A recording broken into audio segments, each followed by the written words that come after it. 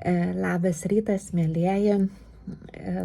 Nauja savaitė, atostogų savaitė, žinau, kad daug kas išvažiuoja, ilsitės, poilsis. Kažkaip norėjau pasidalinti keliais momentais, vėl padrasinti jūs ir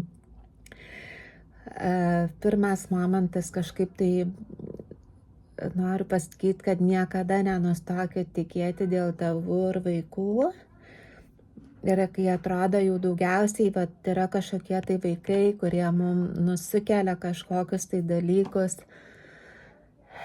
Gal tie vaikai ir įskaudinę yra mus, ar mes pamatėm savo ribotumą.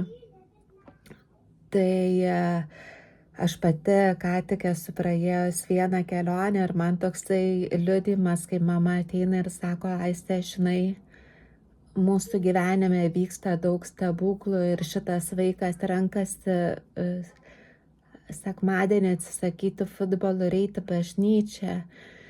Ir dar atrodo prieš pusvalandį aš dvejojau, Dieve, ką čia toliau daryti, kaip judėti, kaip yra nelengva tikėti dėl tų vaikų, kada pasikeis. Ir sunkiausia būna, kai yra kažkokios patirtis ar įvykę kažkokie dalykai ir atrodo, kai kažkur turi eiti naują tarnavimą ar turi eiti kitą sekmadienį, tau atrodo, tai istorija vis kartojasi ir tu taip gali įsigąsti arba nenorėti eiti, kad tik tai nebūtų vėl to pačio skausmo, kurį tu patyrei su tuo vaiku. Tai noriu padrasinti, jūs tikit ne veltui, jūs einat ne veltui, jūs kovojat kovą už tas šeimas ir Dievas duoda tą valdžią jum pamatyti, ta prasme pamatyti, kad, guys, čia yra big deal ir jūs turit stovėti, kažkas už juos turi stovėti. Tai yra šitas momentas ir tikrai aš taip džiaugiuosi, man yra atsakytos maldos ir mane tai dar labiau pastiprino tikėti ir daryti tai, kam esam pašaukti. Ir dar vienas momentas yra, kai mes klystam, kai nutinka kažkokios situacijos, kur tu nesusitvardai, kur tu apriekiai, kur tu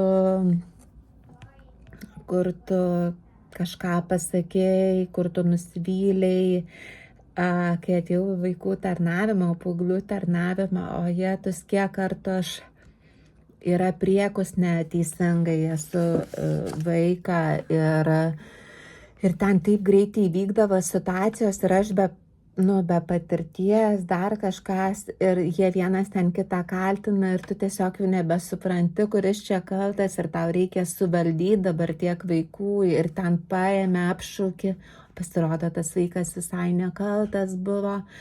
Žodžiu, prie tėvų esu apšaukusi, tėvus esu apšaukusi ir tu toks, kai tai atsitinka, iškart prisistato kaltė, kad tu esi loseris, kad tu čia niekam tikęs, kad ir man Dievas parodė kelius momentus. Visų pirma, tai yra, kad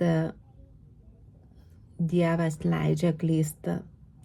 Jisai mato iš tavo širdį, kad tu ten ne iš kažkokio išdidumo ar teismo, ten dabar tą vaiką įvyko situacija ir tu buvai nepasiruošęs. Tu nežinojai, kaip susitvarkyti. Ir Dievas sako, Aiste, aš leidžiu tau klysti tiek, kiek reikia. Ir faktas, mes dabar čia neatsipalaiduojam ir, žinai, aš tau pasakiau, žinai.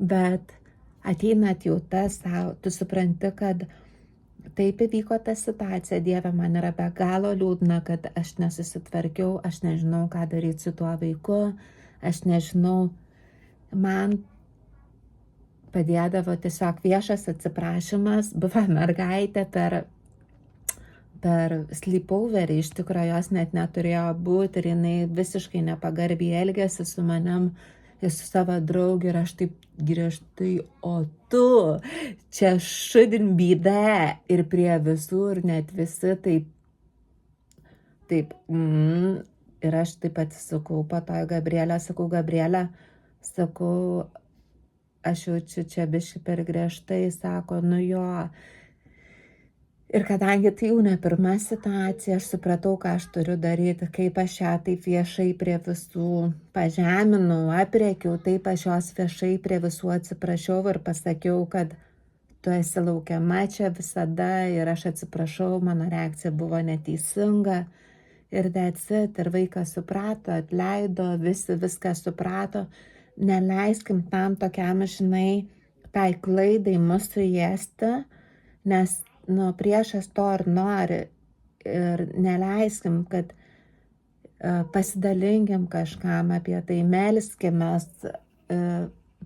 Dievas yra gailestingas ir jisai, aš tikiu, kad kiekvienas, kuris iš jūsų tarnaujat, jūs netarnaujat su tuo tokiu, žinai, aš čia dabar savo tvarką, jūs kai ateinat, jūs ateinat su ta širdim, aš noriu patarnauti ir būna tų situacijų, kur mes esam tiesiog nepasiruošę, būna tų situacijų, kur mes nesitikėjom, kad iš mūsų gali išlįs kažkokie dalykai, būna tų situacijų, kur labai įskaudina ir jūs turit širdį ir Dievas tą mato ir jūs neturit būti profesionalai.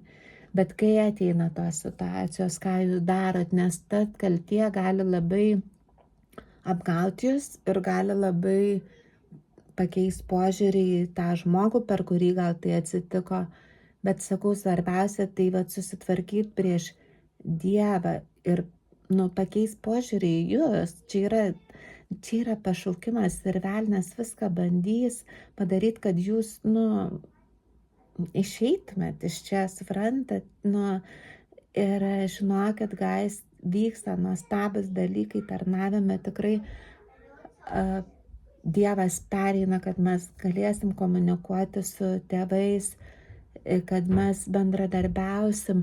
Ir prašau tik tai vieno, nenustokit stovėt, tikrai yra verta, tikrai. Ir aš tiesiog meldžiu šiandien už jūs visus, meldžiu už save.